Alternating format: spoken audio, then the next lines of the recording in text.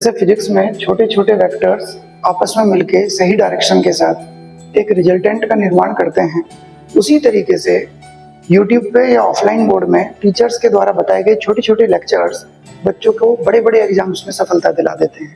क्योंकि टीचर के लेक्चर में मैग्नीट्यूड भी होता है, नॉलेज भी होती है और डायरेक्शन भी होती है कि हम किस चीज़ के बारे में पढ़ रहे हैं। यहाँ एक लाइन में आप समझना मैं क्या कहना चाह रहा हूँ कि इतनी सी बात समुंदर को खल गई कि एक कागज की बनी छोटी सी नाव उस पर कैसे चल गई।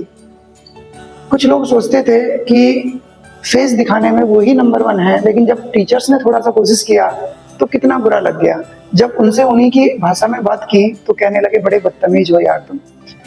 इसलिए इन वेक्टर्स का रिजल्टेंट इसलिए निकल पाया क्योंकि इनकी एक डायरेक्शन थी। लेकिन अगर कोई वेक्टर नेताओं के तलवे की तरफ हो, कोई वेक्टर कभी जाति की तरफ को जाए, तो ऐसे घूमते हुए वेक्टर की कोई डायरेक्शन नहीं निकाली जा सकती, रिजल्टेंट नहीं निकल सकता, क्योंकि इससे सिर्फ कंफ्यूजन पैदा होता है। हाल ही में एक टीवी रिपोर्टर ने टीचर्स को 2 कौड़ी का कहा है, तो मेरा जवाब फिजिक्स के वे में यही है। हम एडमायर करते हैं ऐसे लोगों को कि अब्दुल कलाम जी ने बोला था कि I am not handsome but I can give my hand to some who is needy. सुंदरता चेहरे में नहीं होती। इन लोगों को सुंदर दिखाने के लिए 2 घंटे सुबह 2 घंटे शाम जिम में पसीना बहाना पड़ता है, कितनी गुलामी करनी पड़ती है, उल्टी सीधी रिपोर्टिंग करनी पड़ती है। जरा इंटरनेशनली मीडिया की रैंकिंग देखना, 193 देशों में से लगभग 150 के पास आपकी रैंकिंग आ रही है। अपने स्तर को तो आप सुधार नहीं सकते, चले हो टीचर्स पे कमेंट करने के लिए।